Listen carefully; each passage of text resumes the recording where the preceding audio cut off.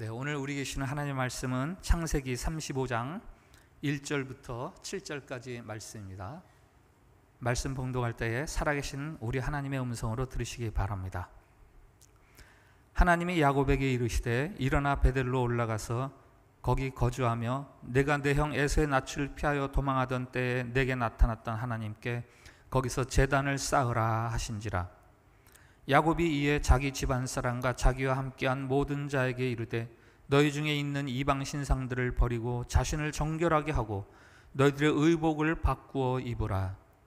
우리가 일어나 베델로 올라가자. 내 환난 날에 내게 응답하시며 내가 가는 길에서 나와 함께 하신 하나님께 내가 거기서 제단을 쌓으려 하노라 하매, 그들이 자기 손에 있는 모든 이방 신상들과 자기 귀에 있는 귀고리들을 야곱에게 주는지라. 야곱이 그것들을 세겜 근처 상수리 나무 아래에 묻고 그들이 떠났으나 하나님이 그 사면 고울들로 크게 두려워하게 하셨으므로 야곱의 아들들을 추격하는 자가 없었더라. 야곱과 그와 함께한 모든 사람이 가나안 땅 루스 곧 베델에 이르고 그가 거기서 제단을 쌓고 그곳을 엘 베델이라 불렀으니 이는 그의 형의 낯을 피할 때에 하나님이 거기서 그에게 나타나셨음이더라. 아멘. 샬롬. 샬롬. 네, 우리 주변 분들하고 한 번 더 축복의 인사를 나누겠습니다. 하나님께서 우리를 사랑하십니다.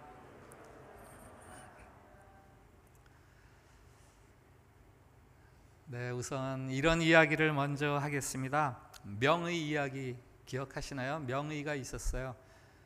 그가 진단하고 그가 치료하면요 모든 병이 다 나서 그가 하는 병원을 명의 병원 이렇게 부르죠. 한 사람이 죽을 병이 들었습니다.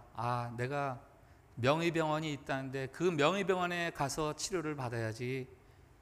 그래서 찾아 헤매는데 마침내 병원이 하나 나왔는데요, 병원이 멍의 병원이에요.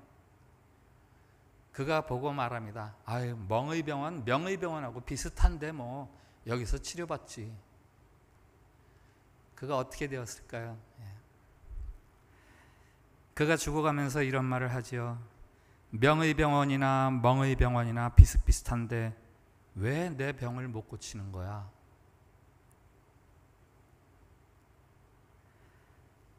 오늘 창세기 35장 이야기를 이해하려면은 몇 가지 좀 전 이해가 필요한데요. 지난주에 보았던 32장의 브니엘의 야곱, 형 에서로부터 생명의 위협을 느끼고 두려워하던 야곱을 하나님이 찾아주시고 그에게 이스라엘이라는 새로운 이름을 주셨습니다. 그리고 이어서 33장에서 형 에서를 만나는데 야곱을 죽이려고 온다던 에서가 야곱을 끌어안고 막 눈물을 흘립니다. 좋아서, 반가워서. 하나님이 형 에서의 마음을 돌려놓으신 거죠. 브니엘에서의 야곱처럼 하나님을 깊이 만나서 우리가 새로운 사람이 되고 그 인도하심을 받으면 의외의 형통한 일들이 벌어집니다. 안 되던 일이 잘 되고 근심하고 걱정하던 일이 벌어지지를 않고 무사히 넘어갑니다.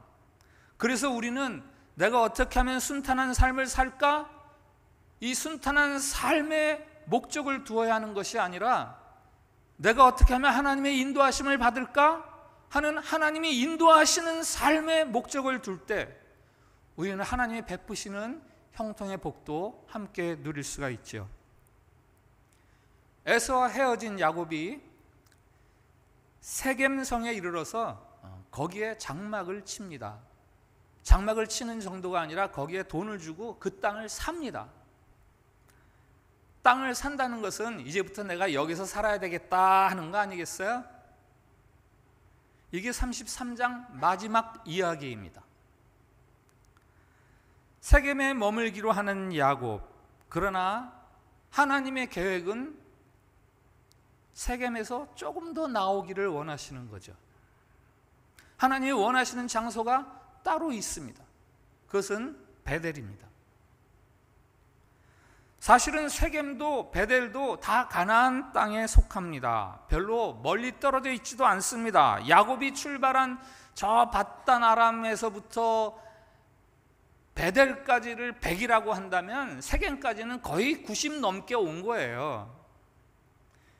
그러나 세겜은 분명히 베델이 아닙니다. 하나님이 야곱에게 바라시던 베델은 어디입니까? 창세기 28장에서 우리가 보았어요.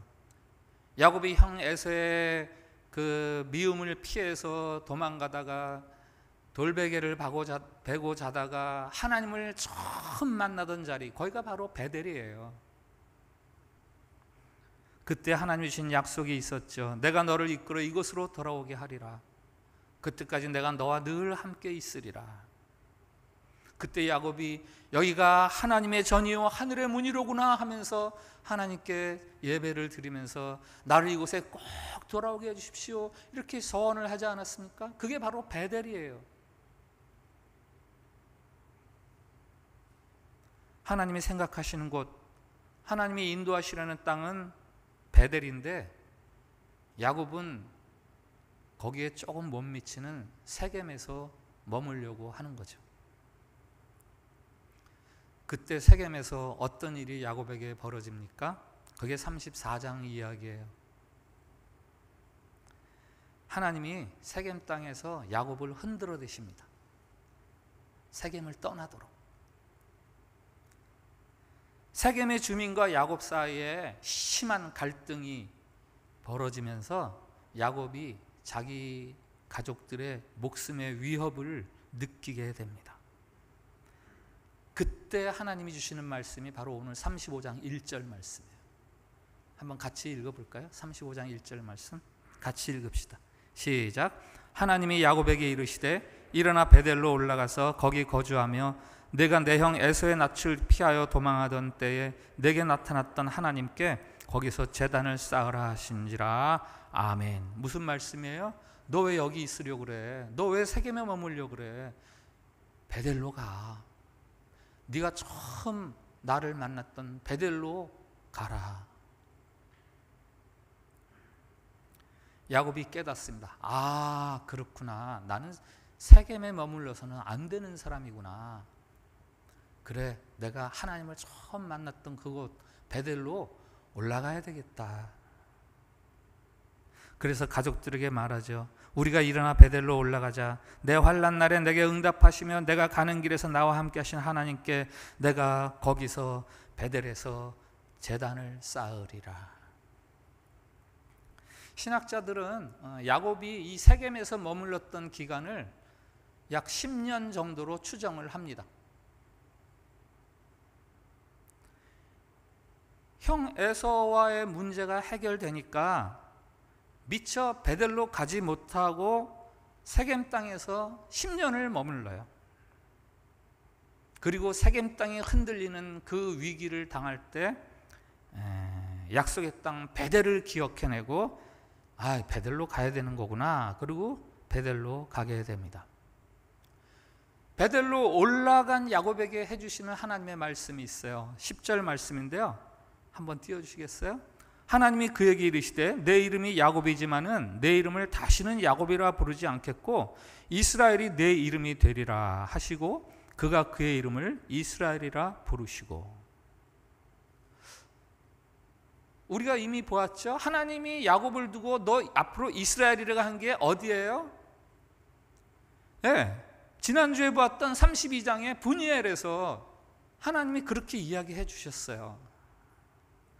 그러나 세겜에 머무는 10년은 야곱이 이스라엘로 살지 못했어요. 이스라엘이 아니었어요.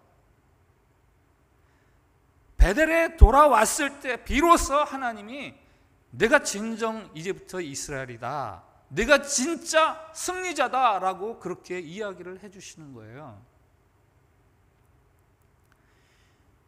지금까지의 이야기는 이 세겜과 베델의 관계를 이해하시면은 다 이해하신 거예요. 세겜과 베델의 관계를 아시겠어요? 여러분, 최선의 가장 큰 장애물이 뭔지 아세요? 최악이 아니에요. 최선의 가장 큰 장애물은 차선이에요. 비슷하지만 그저 아닌 자리에 머물려고 했던 시간들, 야곱으로서는 그게 세겜에서의 세월이고 참으로 아깝고 억울한 시간들이죠. 하나님이 우리에게 베푸시는 베델에서의 약속이 있습니다. 세겜에 머물면 그 복을 알지를 못해요. 폭포물을 맞으려면 폭포 1m 앞까지 가서도 그 물을 맞을 수가 없어요. 폭포 떨어지는 자리로 들어가야 돼요. 하나님이 준비하신 자리, 하나님이 원하시는 자리 근처까지만 가서 머물면서 신앙생활 하면서 이거 신앙생활이 뭐 별거 없네, 하나님 믿는 게 별거 아니네, 이렇게 불평하고 원망하고 회의에 빠지는 사람들이 많이 있습니다. 그럴 게 아니라 그럴 때는 지금 내가 머물고 있는 이 자리가 하나님이 나와 약속하신 그 자리인가? 그거를 확인해야죠. 세겜에서 베델로 올라가기 위해서 야곱이 어떻게 하는지가 2절에 있어요. 야곱이 이에 자기 집안 사람과 자기와 함께한 모든 자에게 이르되 너희 중에 이방 신상들을 버리고 자신을 정결하게 하고 너희들의 의복을 바꾸어 입어라. 세 가지를 이야기하죠. 이방 신상 다 버리자. 우리 좀 깨끗하게 정결하게 하자. 깨끗하게 좀 씻자. 그리고 새 옷으로 갈아입자. 혹시 출애굽기 강의할 때 들었던 출애굽기 32장에 시내산의 금송아지 사건을 기억하십니까? 애굽에서 나왔죠. 애굽의 노예 생활에서 자유로워진 이스라엘 백성이 시내산에서 뭘 만들어요? 금송아지를 만들어요. 자기들이 애굽에서 갖고 나왔던 그 금부치를 이용해서 금송아지를 만들고 거기서 절을 하면서 예배하면서 이것이 우리를 애굽에서 이끌어낸 하나님이십니다, 이렇게 예배를 드리죠. 금송아지에게. 하나님 화가 많이 나시죠. 그러나 모세의 그 간절한 진심 어린 중보를 통해서 하나님이 화를 푸시면서 화해를 하시는데, 하나님이 화해하시는 조건으로 2개를 이야기하세요. 기억하세요? 하나는 너희들의 단장품을 제거하라. 장식품을 제거하라. 뭐예요? 애굽에서 가져 나올 때 그 금부치 갖고 나와서 그거로 만든 송아지를 만들었던 재료, 그것들 다 버려라 이거예요. 그리고 또 하나가 있죠. 회막을 만들어라. 회막을 만드는데 진에서 떨어진 곳에 만들어서 나와 만남의 자리를 갖자. 나와 만남의 자리를 갖자. 그냥 일상 속에서 만나는 나 말고 일상을 다 떠나서 나와 단독으로 만나는 자리를 너희가 만들어라. 이게 시내산 금송아지 사건의 화해의 2가지 통로, 조건이었습니다. 오늘 세겜에서 야곱의 이야기가 이스라엘의 이 시내산 금송아지 이야기를 생각나게 합니다. 아주 비슷한 이야기예요. 세겜족으로부터 목숨을 위협당하는 야곱에게 하나님이 말씀하세요. 이방 신상을 버려라. 지금 이 순간까지 야곱에게 우상이 있었어요. 야곱의 아내 라헬이 바단 아람의 아버지 집을 떠나올 때 감춰온 드라빔입니다. 이걸 지니고 있으면 우리 아버지의 가정을 지켜준 그 수호신이 우리를 지켜주겠지 해서 그 드라빔을 몰래 감춰가지고 왔거든요. 하나님이 베델로 올라가려면 그 드라빔을 버려라 라고 말씀하십니다. 우리에게도 드라빔이 있죠. 제일 먼저 꼽을 수 있는 드라빔이 있다면 돈입니다. 돈. 믿음, 소망, 사랑, 이 3가지는 항상 있을진데 그중 제일은 사랑이니라. 그러나 우리는 삶 속에서 이 말씀을 조금 변경하죠. 비슷하게. 믿음, 소망, 사랑, 돈, 이 네 가지는 항상 있을진데 그 중에 제일은 돈이니라.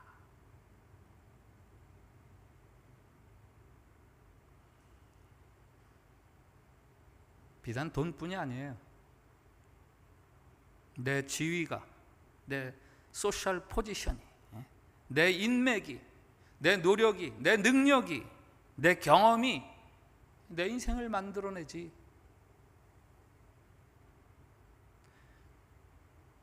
그런 신자들이 많이 있어요. 그런 신자들이 많이 있어요.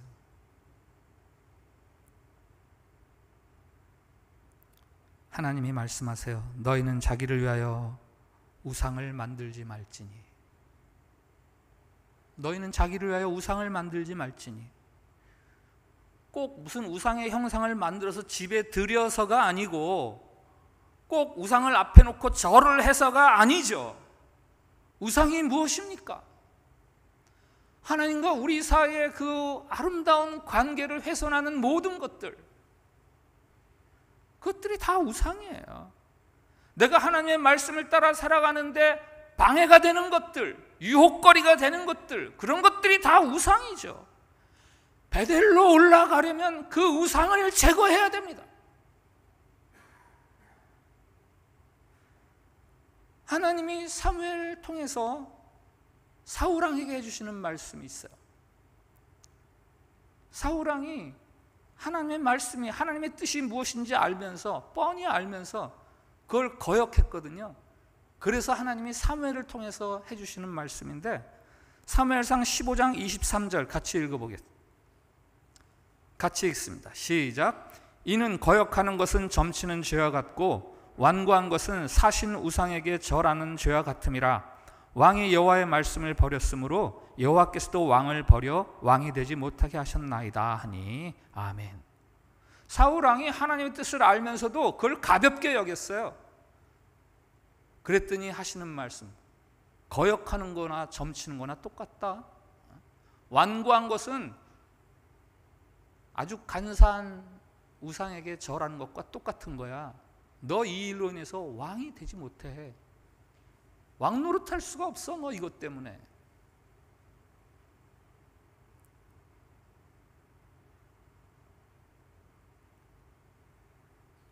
우상에 대한 신약의 말씀도 있어요.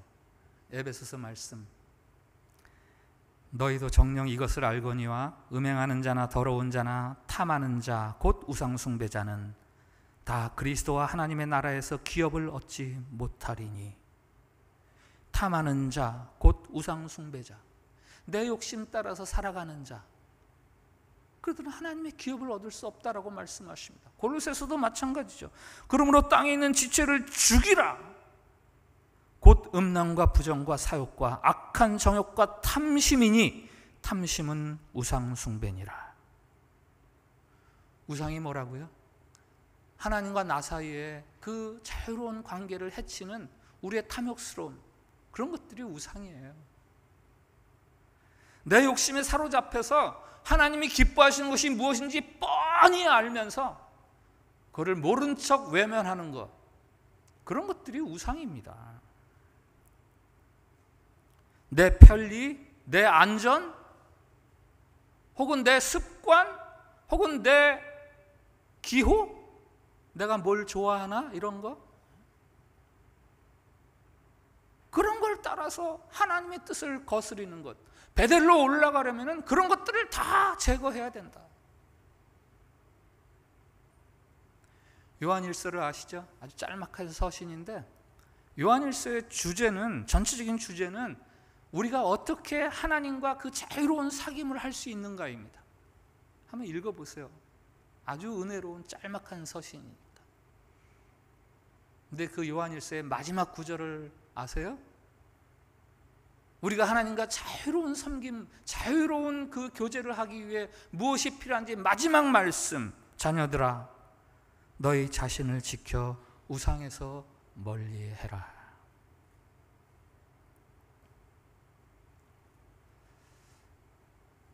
베델에 올라가기 위해서 두 번째로 정결하게 했죠. 물로 씻었다는 거거든요. 우상을 버리는 것이 조금 소극적인 거라면 물로 씻는 것은 훨씬 적극적인 행위입니다.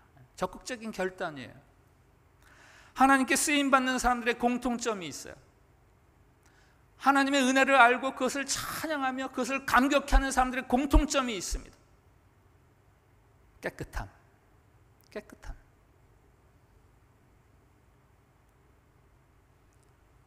성령의 능력은 정결함에서 나오는 거예요. 하나님이 우리의 힘이 되어주시는데 그 하나님의 힘이 발휘되시는 통로는 우리의 깨끗함이에요. 우리의 깨끗함. 요즘 금수저니 흙수저니 그래서 내 운명은 결정된 양 그렇게 세상이 이야기를 하는데요. 그런 세상을 향해서 2000년 전에 주신 하나님의 말씀이 있어요. 디모데후서 2장 20절. 큰 집에는 금그릇과 은그릇뿐 아니라 나무그릇과 질그릇도 있어 귀하게 쓰는 것도 있고 천하게 쓰는 것도 있나니 그러므로 누구든지 이런 것에서 자기를 깨끗하게 하면 귀히 쓰는 그릇이 되어 거룩하고 주인의 쓰심에 합당하며 모든 선한 일에 준비함이 되리라. 아멘. 중요한 거는 내가 금수저냐 흙수저냐 그런 게 중요하지 않다는 거 아닙니까? 하나님 나라에서는 뭐가 중요하다는 거예요? 깨끗한 그릇이 중요하다는 거예요. 깨끗한 그릇.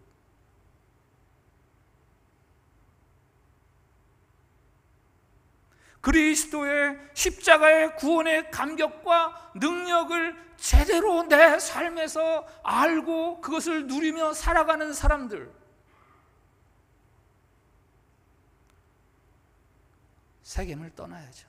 세겜을 떠나야죠. 우리를 정결하게 해야 됩니다. 날마다 예수 그리스도의 십자가 앞에 우리 자신을 무릎 꿇고 나 자신을 쳐서 십자가 앞에 복종하면서 그 은혜를 감사하면서 그 은혜를 아는 자로 살아가기를 다짐하면서 도움을 바라면서 그렇게 살아가야죠. 나를 향해 죽기까지 하시는 그 사랑을 입술로 날마다 나의 삶을 향해 고백하고 선포하고 너는 하나님의 사랑을 받는 자다. 너는 하나님의 사랑함을 입은 자다. 날마다 자신을 향해 선포하고 그 자녀답게 살아가기로 힘쓰고 애쓰는 사람들,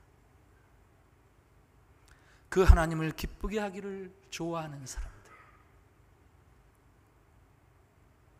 그게 깨끗함이고요. 거기서 신자의 능력이 나오는 거예요. 세 번째, 옷을 갈아입으라. 여러분, 옷이란 그 사람의 라이프 스타일이죠. 군복을 입으면 그 사람은 군인이잖아요. 어느 기업의 유니폼을 입으면 그 사람은 그 기업을 위해서 일하는 사람이고, 우리가 그리스도인이면 다른 사람과 다른 옷을 입고 살아야죠. 그리스도인의 옷을 입고 살아야 합니다. 여러분의 옷은 몇 벌 있으십니까? 장롱 속의 옷을 물어보는 게 아니라 혹시 삶 속에서 여러분들의 옷이 너무 여러 벌 있는 거 아니에요? 이럴 때는 이렇게 행동하고 저럴 때는 저렇게 행동하고 편리하게 그때그때 옷을 갈아입는, 우리에게는 오직 한 가지 옷이 필요합니다. 한 가지 옷. 어떤 옷이죠? 세마포. 세마포. 그리스도를 신랑으로 하는 신부들을 위해서 준비한 세마포가 있어요. 그 세마포가 무엇을 상징하는가? 요한계시록 17장 화면 한번 띄워주세요. 어린 양의 혼인기약에 이르렀고 그의 아내가 자신을 준비하였으므로 그에게 빛나고 깨끗한 세마포 옷을 입도록 허락하셨으니 이 세마포 옷은 성도들의 옳은 행실이로다. 옳은 행실, 옳은 행실. 우리는 우리의 행위가 아니라 믿음으로 구원을 얻습니다. 자신의 행위로 구원을 얻을 수 있는 사람은 아무도 없지요. 그러나 우리가 받은 구원의 그 감격과 그 생동감과 그 즐거움을 누리기 위해서는 옳은 행실, 세마포 옷을 입어야 돼요. 함부로 아무 옷이나 입고 살면요, 이 구원 이게 뭐야? 아무 효과도 없네. 아무 기쁨도 없네. 구원을 걸레처럼 여겨요. 깨끗한 행실을 하는 사람들이 오히려 그 감격을 알아가고 기쁨을 알아가고, 그래서 더더욱 구원의 백성다워지는 것이죠. 그래서 있는 자는 점점 더 풍성해지고 없는 자는 있던 것마저 빼앗긴다는 말씀이 바로 그거예요. 아무렇게나 살면서 약속이라는 게 뭐 별것도 아니네. 제가 어렸을 때 그렇게 장난기도 했어요. 하나님 저에게 구원 대신에 10원을 주시고, 구원을 10원만도 못하게 여기는 그런 사람들은 아무렇게나 살아가기 때문이에요. 우리는 말씀대로 살아가면 내가 손해볼 것 같아요. 말씀대로 하면 내가 망할 것 같아요. 그런 두려움이 있습니다. 그러나 하나님이 오늘 말씀을 따라 세겜을 떠나는 야곱을 어떻게 하게 해주셨는지 오늘 5절 말씀 보면요, 그들이 떠났으나 하나님이 그 사면 고울들로 크게 두려워하게 하셨으므로 야곱의 아들들을 추격하는 자가 없었더라. 세겜에 있을 때는 오히려 불안하고 걱정되고 근심했던 그 야곱이 그 세겜을 떠나서 하나님과의 약속의 장소로 갈 때에 하나님께서 오히려 편안하게 해주셨다. 그가 걱정했던 것들이 벌어지지 않게 해주셨다. 이렇게 기록을 하고 있습니다. 우리는 말씀대로 하면 손해볼 것 같아요. 말씀대로 하면 손해볼 것 같아요. 그래서 하나님 말씀보다는 내 판단, 내 예측, 그런 것들이 기준이고, 그러다 보니까 가끔 필요하면 세마포도 집어 벗어버리고 다른 옷을 입고 적절히 죄악과 타협도 하고, 그래야만 이 험한 세상을 살아갈 수 있지 할 것 같지만 성경은 단호하게 정반대의 이야기를 우리들에게 해주십니다. 우리가 세겜을 떠나지 않는 한 우리는 두렵고 불안한 삶을 떨쳐버릴 수 없습니다. 베델로 올라가는 길, 하나님의 약속을 향해 가는 길, 그 길이 위험해 보여도 오히려 그 길이 안전하고 편안한 길입니다. 베델로 올라간 야곱 7절에 보니까 그가 거기서 제단을 쌓고 그곳을 엘베델이라 불렀으니 이는 그의 형의 낯을 피할 때 하나님이 거기서 그에게 나타나셨음이더라. 여러분, 베델이 무슨 뜻인지 이제 아시죠? 이 정도는 좀 알고 계시면 좋겠어요. 베델, 하나님의 집. 엘베델 뭐죠? 엘베델은 하나님의 집의 하나님, 하나님의 집의 하나님. 야곱이 베델에 가서 하나님을 엘베델, 하나님의 집의 하나님이시군요, 이렇게 부릅니다. 무슨 얘기예요? 자신에게 처음 축복을 약속하셨던 그 베델, 내가 여기에 있을 때에 비로소 나에게 하나님이 되어주시는 분이시군요 라는 거죠.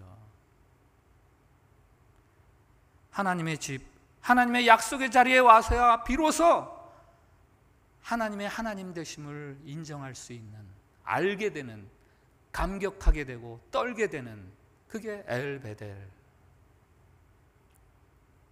하나님이 계신 집이 있어요. 그곳에 가야 우리가 하나님을 비로소 알 수 있습니다.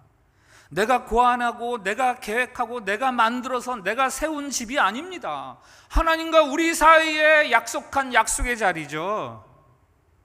하나님이 계시하시고 하나님이 인도해 주시는 자리, 십자가의 자리, 그곳에 있을 때 우리가 하나님을 만날 수 있습니다. 십자가의 자리는 내가 죽는 자리예요. 하나님이 나를 위해서 죽으시는 자리지만 내가 죽는 자리입니다. 오직 내 안에 하나님이 살아계신 자리입니다. 엘베델의 하나님이 야곱에게 어떻게 하시는지 한번 들어보세요. 10절부터 15절인데 조금 길지만, 내 이름이 야곱이지만은 내 이름을 다시는 야곱이라 부르지 않겠고 이스라엘이 내 이름이 되리라 하시고 그가 그의 이름을 이스라엘이라 부르시고, 나는 전능한 하나님이라 생육하며 번성하라. 한 백성과 백성들의 총회가 내게서 나오고 왕들이 내 허리에서 나오리라. 내가 아브라함과 이삭에게 준 땅을 내게 주고 내가 내 후손에게도 그 땅을 주리라 하시고, 하나님이 그와 말씀하시던 곳에서 그를 떠나 올라가시는지라. 야곱이 하나님이 자기와 말씀하시던 곳에 기둥, 곧 돌기둥을 세우고 그 위에 전제물을 붓고 또 그 위에 기름을 붓고 하나님이 자기와 말씀하시던 곳의 이름을 베델이라 불렀더라. 하나님 뭐라 그러십니까? 너 이제 진짜 이스라엘이야. 너 이제 진짜 이스라엘이야. 그러면서 마음껏 축복하시죠. 너에게서 왕이 나올 것이고 너에게서 큰 총회가 나올 것이고, 그리고 하나님이 떠나세요.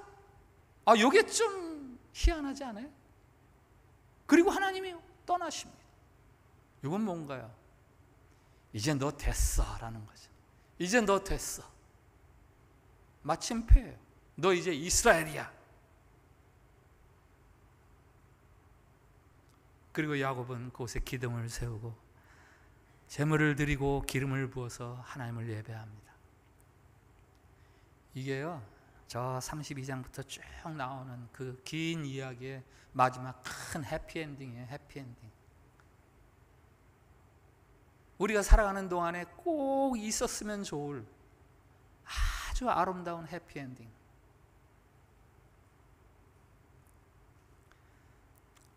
여러분들 잘 아시는 말씀, 고린도후서 5장 17절, 그런즉 누구든지 그리스도 안에 있으면 새로운 피조물이라. 이전 것은 지나갔으니 보라 새 것이 되었도다.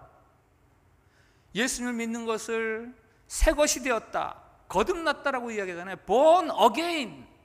예수님을 믿는 것을 성숙했다라고 말하지 않습니다. 자라났다, 커졌다, 성장했다, 그렇게 말하지 않습니다. 다시 태어났다라고 이야기해요. 그러니까 조그만 병아리가 예수님 믿어서 큰 수탉이나 암탉이 됐다, 혹은 새끼 고양이가 큰 고양이가 됐다, 그거 예수님 믿는 거가 아니고요. 병아리가 독수리가 되는 겁니다. 고양이가 호랑이가 되는 거예요. 아주 본질이 달라지는 거예요. 그게 예수님을 믿는 겁니다. 그 변화의 복을 알아가려면, 이게 참 예수님 믿는 복이구나 라는 복을 알아가려는 사람들은 약속의 자리에 있어야죠. 약속의 자리에 있어야죠. 내가 죽은 자리에 있어야죠. 베델에 있어야죠. 비슷비슷한 세겜에 머물면서 예수님 믿는 거 10원만 못하네.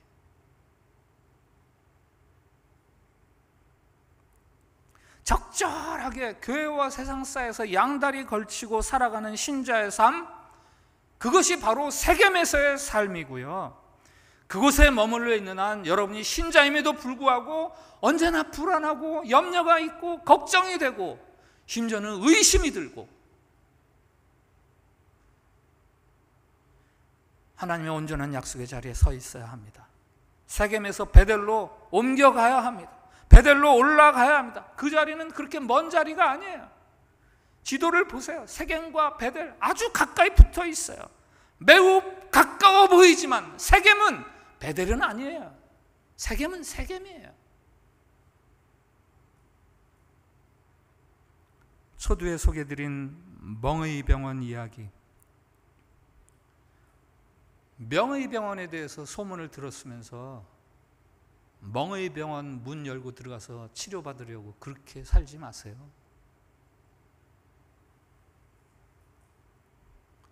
거기에서는 하나님의 역사가 일어나질 않습니다. 여러분이 베델로 옮기기까지, 명의 병원으로 옮기기까지 하나님이 여러분을 기다리고 계십니다. 오늘 말씀을 가지고 함께 드리는 공동 기도가 있습니다. 주님, 베델 비슷한 세겜에 머물고 싶어하는 우리의 어리석음을 고백합니다. 용서하옵소서. 주님, 탐욕의 우상과 불의한 행위를 벗어버리고 신자다운 삶을 결단하오니 도와주옵소서. 주님, 신앙생활의 감격과 즐거움을 알아 엘 베델의 하나님에 대해 증언하며 살게 하옵소서. 우리 이 기도를 같이 드립시다. 시작. 주님, 베델 비슷한 세겜에 머물고 싶어하는 우리의 어리석음을 고백합니다. 용서하옵소서. 주님, 탐욕의 우상과 불의한 행위를 벗어버리고 신자다운 삶을 결단하오니 도와주옵소서. 주님, 신앙생활의 감격과 즐거움을 알아 엘베델의 하나님에 대해 증언하며 살게 하옵소서. 아멘. 우리 기도와 말씀을 가지고 여러분 각자의 기도를 드리시기 바랍니다. 다 같이 기도합시다. 하나님, 그리스도 안에서 우리가 새로운 피조물이 되었느라고 고백하면서도 여전히 세겜에 머물러 있으려는 우리의 죄성을 주님 앞에 고백드립니다. 우리의 우둔함을 주님 용서해 주시옵소서.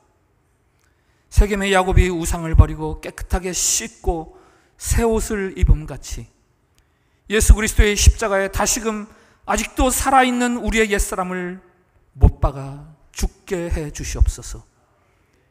이제는 우리가 사는 것이 아니라 오직 그리스도가 살아가시는 것처럼 새로운 삶의 거점에 변화가 일어나게 해주시고, 그래서 그리스도 안에 두신 그 구원의 즐거움과 감격, 구원의 역사를 마음껏 누려가는 우리들이 되도록 인도해 주시옵소서. 더 이상 이 야곱이라 하지 않고 이스라엘이라 불러주신 것처럼 완전한 그리스도인이라 칭함을 얻게 해 주시옵소서. 예수님의 이름으로 기도합니다. 아멘.